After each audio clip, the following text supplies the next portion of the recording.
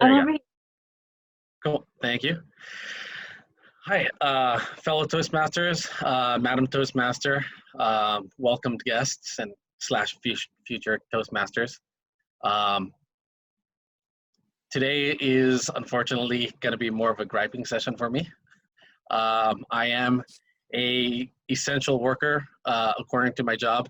I do work for a aerospace engineering company, um, Lockheed Martin up in Palmdale, and we have been told that we are to continue reporting to work if we have to. There have been, a certain amount of people that were able to telecommute, but unfortunately, I was not one of those people. I have to actually show up to work.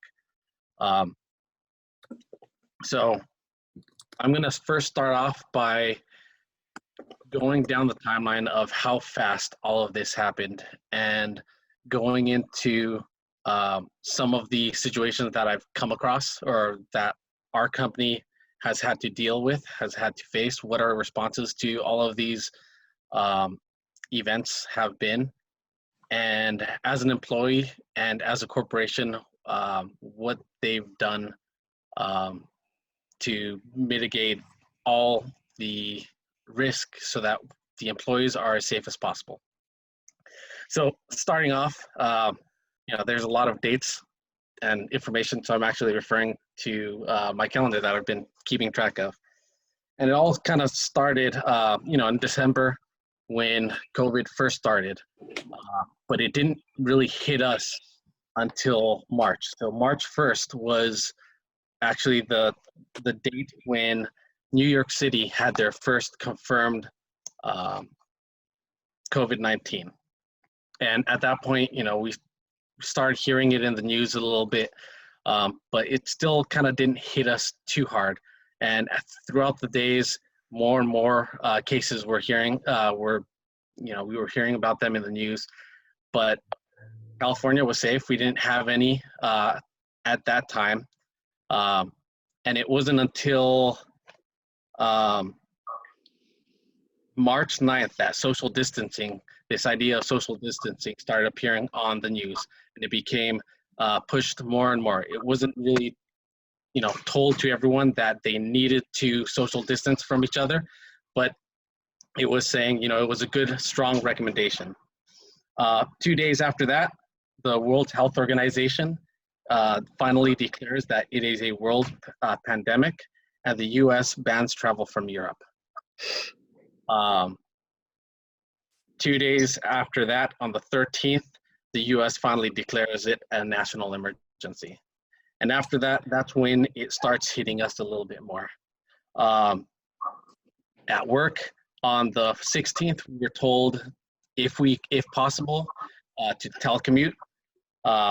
The few meetings back before the 16th, I had actually signed up for the previous meeting to speak, because I was going to speak at a conference, a regional conference. Sorry for the interruption. And so on the 17th, that conference got canceled. So I also had to cancel a flight to Chicago. Thank God for that. And our first scare at work was on the 19th. An employee was sent home because he had symptoms. And we didn't find out about that for a couple days. The next day, LA officially goes on lockdown, and I am not, it's an off day for me, and it wasn't at work, but we got an email saying, hey, LA is going to be on lockdown. This is what it means for us. You still need to report for work. You are an essential person. And all of a sudden, we started having questions about, well, what does that mean for us? Are we going to be getting pulled over? And if so, is there any document to say, hey, I have to go, into work. Please don't arrest me. A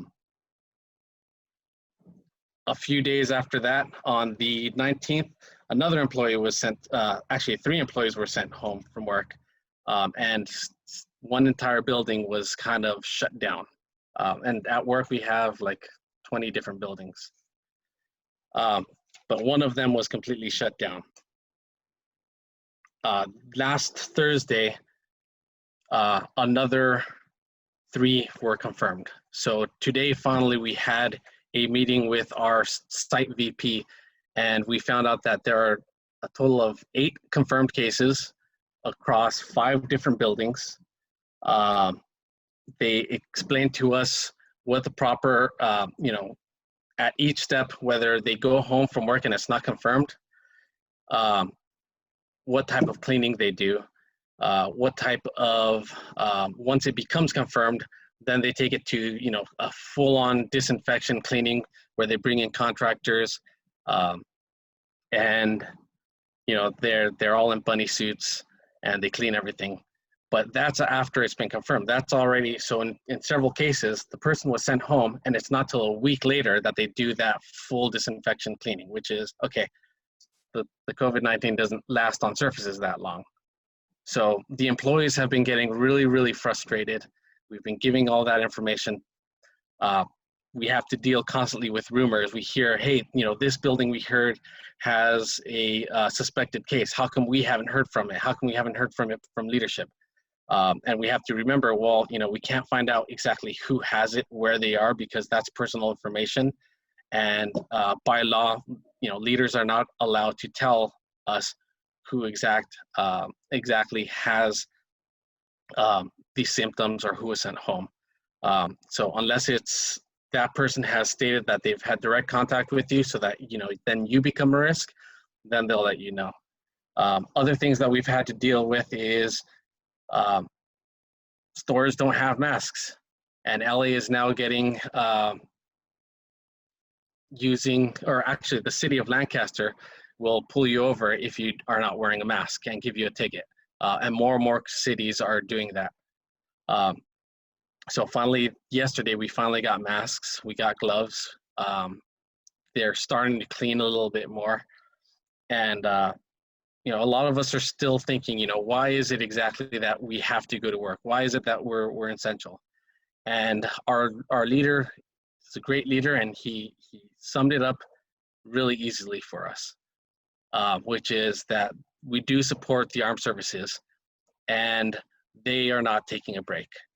Actually, he gave us a very direct result, which is on March 9th, a Russian Tu-142, one of the Russian reconnaissance planes, flew over into our airspace, and it was a F-22, a plane that we support, that actually stopped them and flew them out of our airspace. And so, unfortunately, we have to continue to deal with these stresses until all of this gets dealt with, and it's been an evolving matter. Thank you.